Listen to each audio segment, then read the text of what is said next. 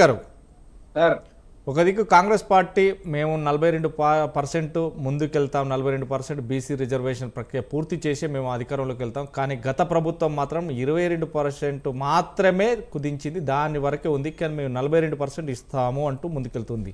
కానీ నెల రోజుల్లో ఇది కులగణకు సంబంధించి మేము కులగణన కూడా చేయడం జరిగింది. కానీ ఖచ్చితంగా వెళ్తామనేది ఒక ప్రక్రియ ఉంది. కానీ ఇది అధికారికంగా కావచ్చు లేకుంటే న్యాయ ప్రకారంగా కావచ్చు సాధ్యం పడుతుందా? సార్ ముందుగా మీకు ప్యానెల్లో ఉన్నటువంటి పెద్దలందరికీ మనసు నిండా దండాలి సార్, నమస్కారాలు.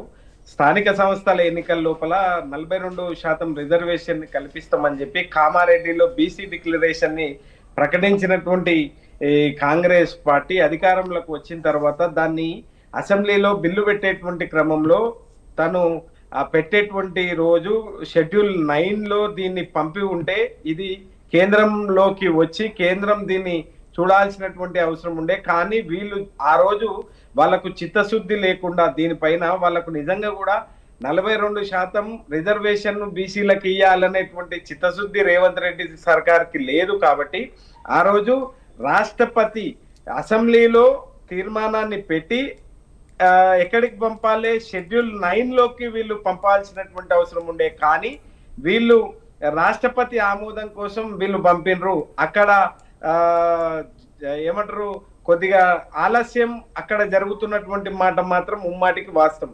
ఇవాళ రాష్ట్ర ప్రభుత్వం బిల్లు పాస్ చేసి ఎక్కడికి పంపాల్సినటువంటి అవసరం ఉంటది అంటే షెడ్యూల్ 9లోకి పంపాల్సినటువంటి అవసరం ఉంటది.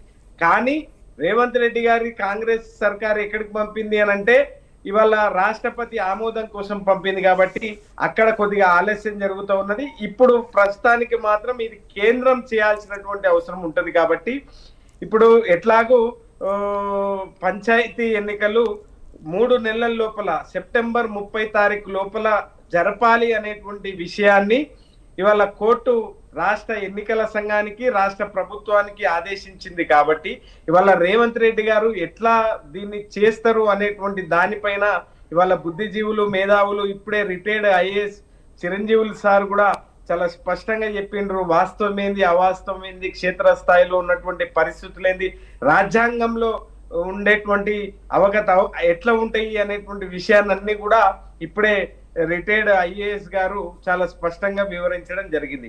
అయితే ఇక్కడికి నేను చెప్పొచ్చేటువంటి మాట ఏంది అని అంటే, సరే వీళ్లకు నిజంగా ఈ రాష్ట్ర ప్రభుత్వానికి చిత్తశుద్ధి గనక ఉంటే గనక వీళ్ళు షెడ్యూల్ 9కి పంపిస్తే సరే వాళ్ళు చేస్తారా చేయరా అనేటువంటి అంశం రెండో అంశం అయితే వీళ్ళు ప్రధానంగా పంపవలసినటువంటి అవసరం ఉండే. కానీ వీళ్ళు పంపకపోవడం ఇక్కడ వాళ్ళ చిత్తశుద్ధికి వాళ్ళ పనితనానికి ఇక్కడే అర్థమవుతా ఉన్నది.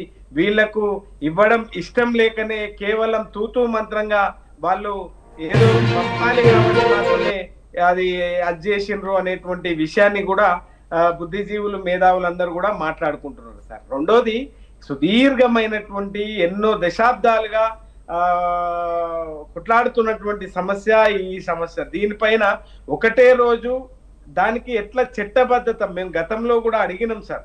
దీనికి మీరు అంటున్నారు కదా 42% రిజర్వేషన్, దీనికి చట్టభద్రత ఉందా లేకపోతే దీనికి ఏమున్నది అనేటువంటి విషయాన్ని గతంలో బీఆర్ఎస్ పార్టీ అనేక సందర్భాల లోపల అడిగినప్పటికీ కూడా వీళ్ళు అది మాట్లాడకుండా వాళ్ళు దాటేసే ప్రయత్నం చేసిండ్రు. ఇప్పుడు ఎట్టకేలకు మేము చాలా స్పష్టంగా మేము ఒకటే డిమాండ్ చేస్తా ఉన్నాం, తప్పకుండా వీళ్ళు చేయాల్సినటువంటి 42 వీళ్ళు హామీ కామారెడ్డిలో హామీ ఇచ్చినట్లు 42% రిజర్వేషన్లు ప్రకటించి వీళ్ళు ఎన్నికలకు పోవాల్సినటువంటి అవసరం ఉంటది అనేటువంటి విషయాన్ని మాత్రం నేను ఈ సందర్భంగా డిమాండ్ చేస్తా ఉన్నాను సార్.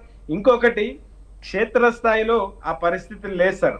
ఓటమి భయంతోనే ఎన్నికలు నిర్వహించడం లేదు రేవంత్ రెడ్డి గారు కాంగ్రెస్ సర్కారు అనేటువంటి విషయాన్ని అనేక విషయాలు మీ ప్యానెల్లో మీ డొమైన్ లో కూడా ఉన్నాయి. ఇవాళ రైతు బంధుని ఇచ్చి మేము ఎన్నికలకు పోగానే ఓట్లేస్తామని అనుకుంటున్నారు. అంత అమాయకమైనటువంటి ప్రజలు కాదు సార్ తెలంగాణ ప్రజలు. ఈ తెలంగాణ ఏం ఎడ్డి తెలంగాణ కాదు, ఈ తెలంగాణ ఏం గుడ్డి తెలంగాణ కాదు. వీరోచిత పోరాటాలు చేసి వీరులంగా అన్నటువంటి గడ్డ ఈ గడ్డ. కాబట్టి ఈయన ఏదో ఏమంటారు, ఎన్నికలు ఉన్నప్పుడు రైతు బంద్ వేస్తాడు. ఈయన గతంలో పార్లమెంట్ ఎన్నికలప్పుడు వేసిండు, తిరిగి మళ్ళీ ఇవాళ వేస్తా ఉన్నాడు. ఈ మధ్య కాలంలో పునాస యాసంగి పంటకు ఈయన ఏడ వేసిండు రైతు బంధు అనేటువంటి విషయాన్ని కూడా క్షేత్రస్థాయిలో ఉన్నటువంటి అన్నదాతలందరూ కూడా అడుగుతున్నారు అనేటువంటి విషయాన్ని మాత్రం నేను ఈ సందర్భంగా గుర్తు చేస్తా ఉన్నాను సార్. ఈయన ఇచ్చినటువంటి 400 హామీలలో ఒక్క 6 గ్యారంటీలలో ఒక అర గ్యారంటీ ఫ్రీ బస్సు మాత్రమే ఈ రాష్ట్రంలో సక్సెస్ అయింది. మిగతా ఏవి కూడా లేవు. కాబట్టి ఎట్లా ఎన్నికలకు పోతాడు అనేటువంటి విషయాన్ని కూడా క్షేత్రస్థాయిలో ఉన్నటువంటి ప్రజలందరూ కూడా అనుకుంటున్నారు. తప్పకుండా మేము బుద్ధి చెప్తాము అనేటువంటి విషయాన్ని కూడా తెలంగాణ ప్రజలందరూ కూడా చెప్తా ఉన్నారు సార్. రైట్. మనతో పాటు డాక్టర్ శివకుమార్ కాంగ్రెస్ రాష్ట్ర అధికార ప్రతినిధి కూడా జాయిన్ అయ్యారు. అతనితో ముందుకు వెళ్ళే